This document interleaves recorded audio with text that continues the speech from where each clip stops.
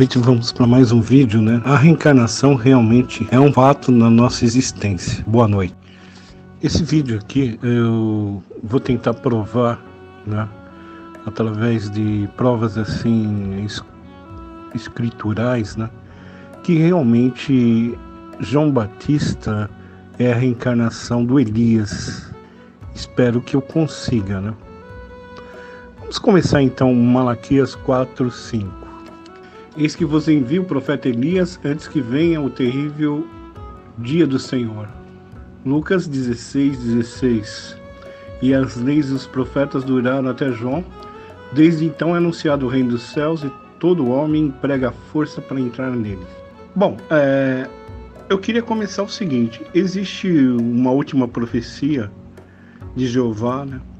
Que eu acabei de ler em Malaquias 4, versículo 5.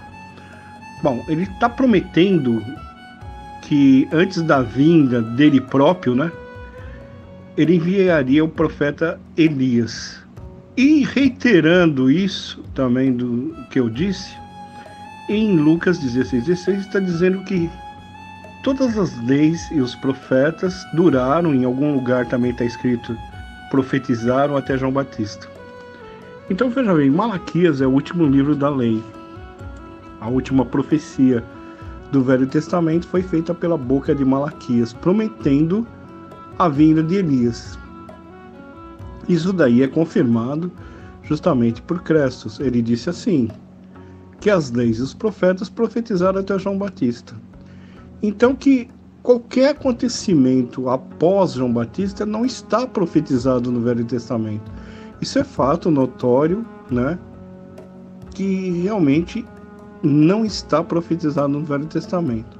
Então, a última profecia do Velho Testamento de Malaquias se concentra, né, na promessa de Elias vir à Terra.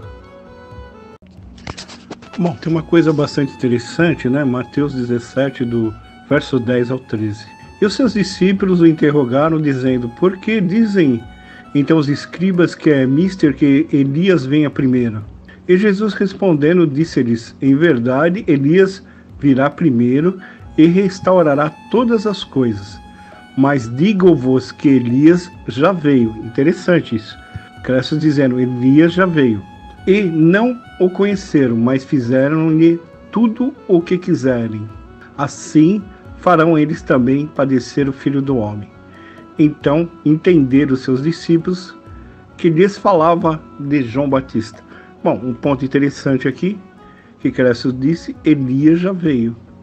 Então seus discípulos entenderam, né, de imediato que ele estava falando de João Batista. Esta é uma pequena prova que realmente Elias é o próprio João Batista. Continuando, em Isaías 40, versículo 3, diz assim, vós do que clama no deserto, preparai o caminho do Senhor, endireitai no ermo vereda a nosso Deus.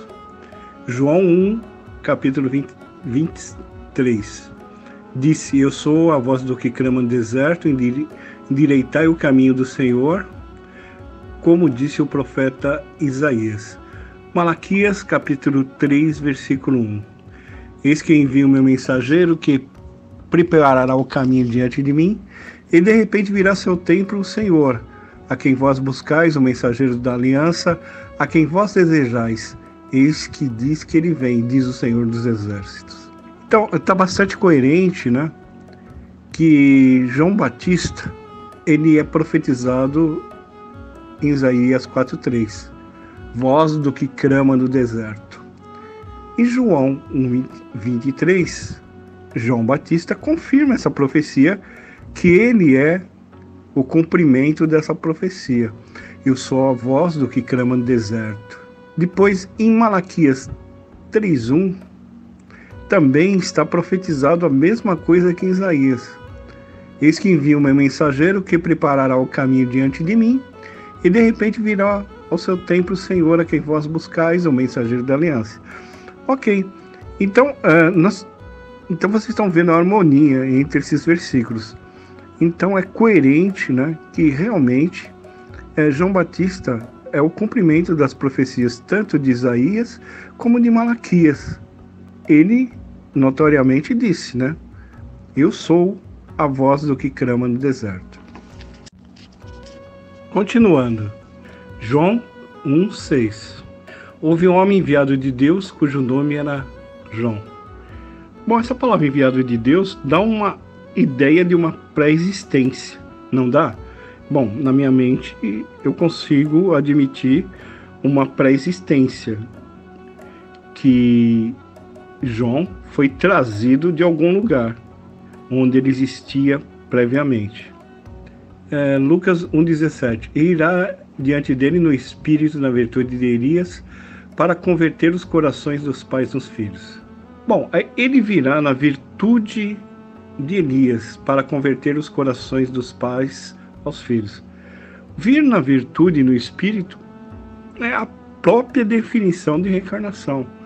Não existe outra definição melhor de reencarnação do que a pessoa reencarnada vir no espírito e na virtude do seu antepassado. Então, esta é uma definição, não existe definição melhor que esta, que está em Lucas 1,17. E irá adiante no espírito e na virtude de Elias. Ok, ponto. Mateus 3, versículo 1 ao 3, diz assim: E naqueles dias apareceu João Batista pregando no deserto da Judéia, dizendo: Arrependei-vos, porque é chegado o reino dos céus, porque este é o anunciado pelo profeta Elias, que disse: Voz do que clama no deserto, preparai o caminho do Senhor e endireitai suas veredas. Ok, aqui em Mateus 3 está confirmando que ele é realmente o profeta predito, né, prometido no livro de Isaías. Coisa bastante interessante está em Mateus capítulo 11, versículo 12 ao 15. E desde os dias de João o Batista até agora se faz violência ao reino dos céus, e pela força se apoderam dele. Porque todos os profetas e a lei profetizaram até João. Se querem dar crédito, esse é o Elias que havia de vir. Quem tem ouvidos para ouvir, ouça. Eu acho que esses 3 versículos encerrariam o nosso vídeo e todos nós sairíamos com uma certa convicção que realmente João Batista é a reencarnação de Elias. Está bem notório isso. Olha, a princípio está dizendo, desde os dias de João. Desde os dias de João. Isso aí, se a gente começar a pensar nessa afirmação, dá uma ideia de pré-existência, de um passado anterior. Desde os dias de João. Eu poderia trocar João ali por Elias. Desde os dias de Elias até agora. Seria um sinônimo, não alteraria em nada a frase. Porque todos os profetas profetizaram até João. Ok, profetizaram até João. Malaquias é o último profeta, profetiza a vinda de Elias. Então profetiza até João. Acabou. Então a partir daqui, cara, você está falando que a partir daquele momento em diante, né, se traz uma nova mensagem. Qual que é a mensagem? É a mensagem do reino dos céus. Então as leis e os profetas se findaram em João. João é o último profeta. Não existe mais profecias além de João. E Cressos ainda fala, se querem dar crédito, esse é o Elias que devia de vir. Eu faço essa pergunta para vocês também. Se vocês querem dar crédito, esse é o Elias que devia de vir. Agora, se vocês vão questionar ou não, aí já é outro problema, né? Mas eu acredito piamente no que foi dito, que esse é o Elias que devia de vir. Eu creio piamente que João Batista é a reencarnação de Elias. Vamos passar para uma outra etapa do vídeo. Vamos fazer algumas comparações entre o Elias, né, e João Batista. Vamos lá em 1 Reis 18, 22. Então Elias lhes disse: Eu sou o único dos profetas do Senhor, mas Baal tem 450 profetas. Bom, Elias aí está afirmando que ele é um profeta. Vamos ver agora em Mateus 11, 9. E o que você saiu para ver? Um profeta? Sim, eu lhe digo, mais que um profeta. Em Mateus, capítulo 11, também confirma que João Batista é um profeta. E Então, tanto Elias como João Batista são profetas. Daí dá para você ter uma bela de uma comparação, não é? Vamos fazer outra comparação em Malaquias 4:6. Aqui está falando de Elias, né? E ele converterá o coração dos pais aos filhos e o coração dos filhos aos pais. Malaquias 4:6. Agora vamos ver, ó, isso é interessante. Em Lucas 1:17. Ele seguirá diante do Senhor no espírito e poder de Elias para converter os corações dos pais aos seus filhos e os desobedientes à sabedoria dos justos, para preparar um povo preparado para o Senhor.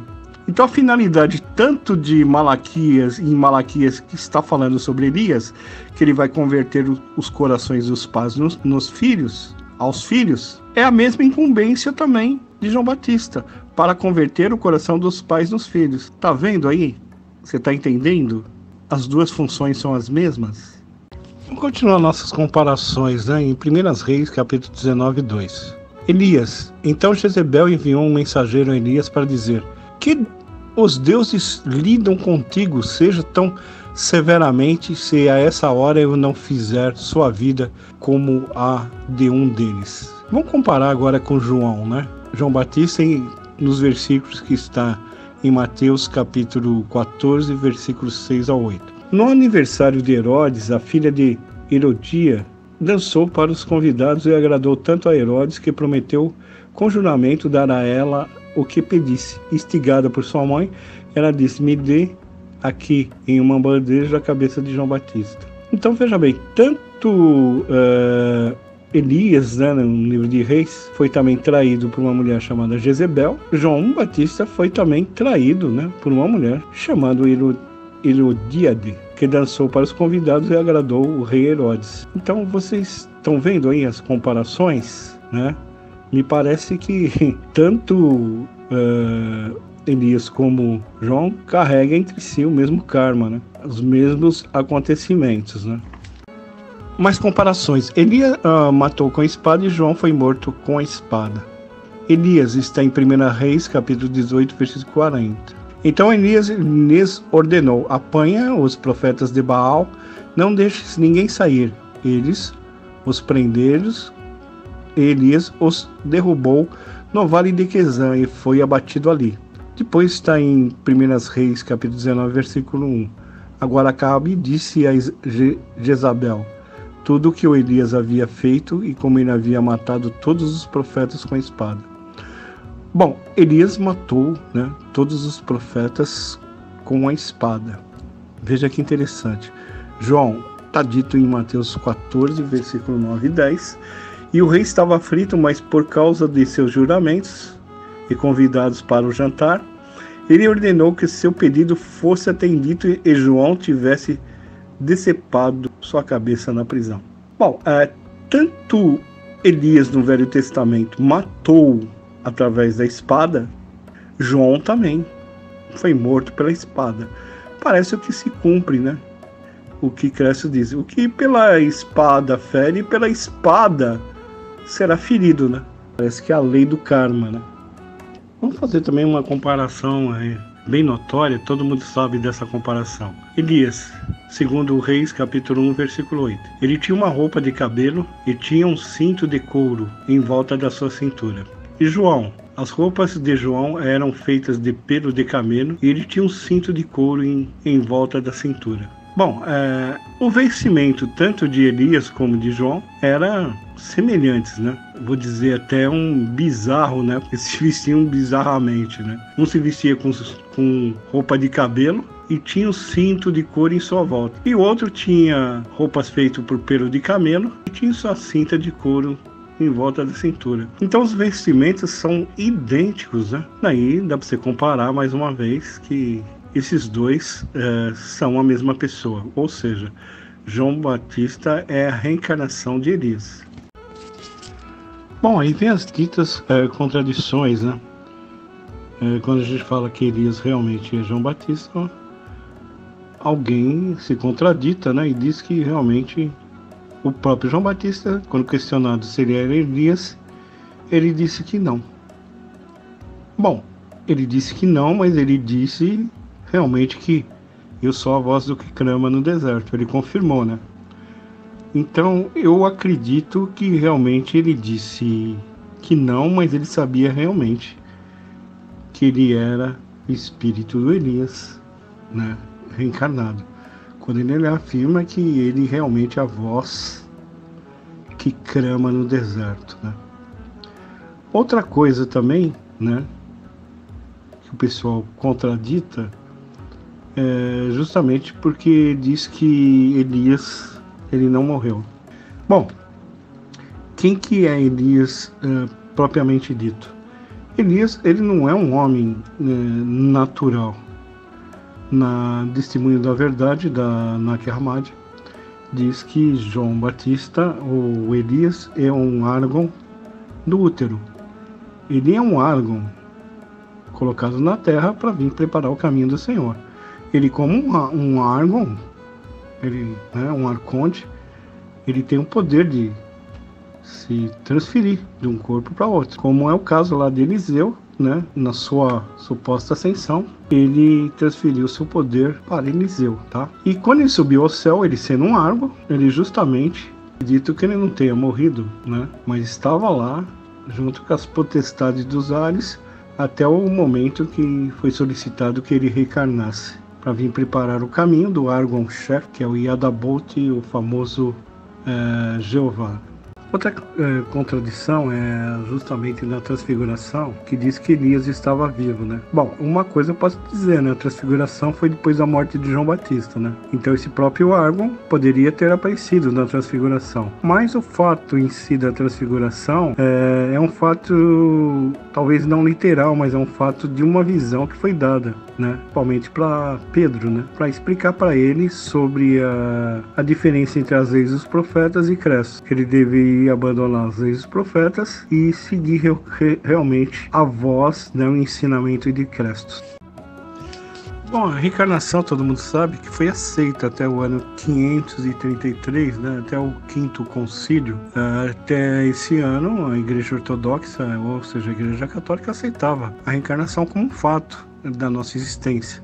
Mas depois, talvez para se distanciar do gnosticismo e do marcionismo, eles impuseram, né, um decreto no Quinto Concílio Católico, dizendo assim: se alguém afirma a fabulosa pré-existência das almas e afirma a monstruosa restauração que se segue, seja anátema, ou seja, seja considerado maldito, excomungado.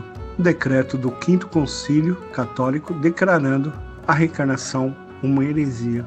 Então, depois desse decreto, os católicos, né, seguidos pelos evangélicos e a todos que acreditam, né, na inerrância dessa Bíblia e que tem como ela, né, uma pregação judaica cristã, e todos nós sabemos que quem compilou essa Bíblia foi a Igreja Católica, e obedecendo então a Igreja Mãe, todos os católicos e evangélicos repudiam a reencarnação. Tem uma versão absurda sobre a reencarnação, né? Olha, nós somos um país do terceiro mundo. Eu só queria fazer a última colocação.